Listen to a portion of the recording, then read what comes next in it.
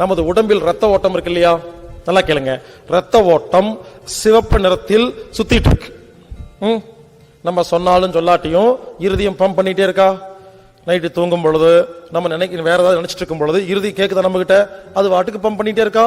நல்லா கேளுங்க, நமது உடம்பில் உள்ள ரத்த ஓட்டம் சிவப்பு நிறத்தில் உடம்பு முழுவதும் இருதயம் பம்ப் பண்ணிட்டு இருக்கு. இருதயம் பம்ப் பண்ற ரத்தம் உள்ளங்காலுக்கு போகுது. உள்ளங்காலுக்கு போன ரத்தம் எப்படி தெரியுமா மேல வருது பாருங்க. இந்த கெண்டைக்கால் இருக்கு இல்லையா, காப் மசில், கெண்டைக்கால். இருதயம் என்ன வேலை செய்தோ அதே வேலை செய்துங்குது.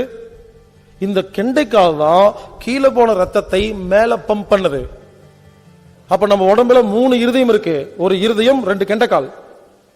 கீழே போன ரத்தத்தை கெண்டைக்கால் தாங்க மேல பம்ப் பண்ணுது. அப்பதாங்க ரத்தம் சுத்திட்டு வரும்.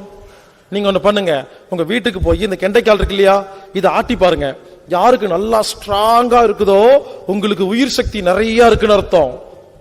யாருக்காவது ஆட்டும் போது லொடல் லொடல் லொடல் அடிச்சுன்னு வச்சுக்கோங்களேன், டிக்கெட் வாங்க போகுதுன்னு அர்த்தம். மனிதனோட உயிர் கெண்டைக்கால தான் இருக்கும். நாயோட உயிர் காதுல இருக்கும். காது தொங்குச்சுன்னா நாய் மண்டை போடுதுன்னு அர்த்தம். புரிஞ்சுக்குங்க.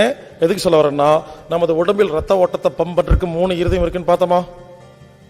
அதனாலதான் காலை தொங்க போட்டு உட்காராதீங்கன்னு சொல்றேன். ஒரு நாளைக்கு எவ்வளவு நேரம் காலை தொங்க போட்டு உட்கார்றோமோ இந்த 2 பம்பு ஓவரா வேலை செய்யுமா, அப்ப உயிர் கம்மியாயிட்டே வருமா.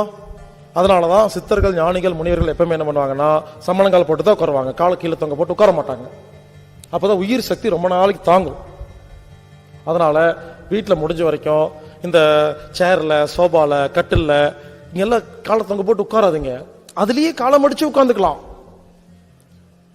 இல்லையா காலை மடிக்க முடியலையா, கால் நீட்டி உட்காருங்க. பாருங்க, இந்த மாதிரி கால் நீட்டி உட்காருங்க. இது ரொம்ப நல்லது.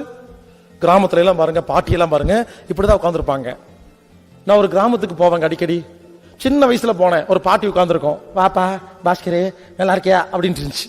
நான் இவ்வளவு விருசாயிட்டேன், இன்னும் அந்த பாட்டி அதே இடத்துல உட்காந்து வாப்பா பாஸ்கரு நல்லா இருக்கியா. கூட்டுறது எல்லாம் போயிருச்சுங்க, அது மட்டும் இருக்குது. இன்னும் அப்படியே தான் இருக்குது. இப்படி உட்காந்துட்டு இப்படி உட்கார்ந்தா போதும், எங்கேயும் போக மாட்டேன், இங்கே தான் இருப்பீங்க. காலை தொங்க போட்டு உட்கார்ந்தா போக வேண்டியதான். அதனால முடிஞ்ச வரைக்கும் காலை சமணங்கால் போட்டு உட்காருங்க, இல்ல கால் நீட்டி உட்காருங்க. Download Moj.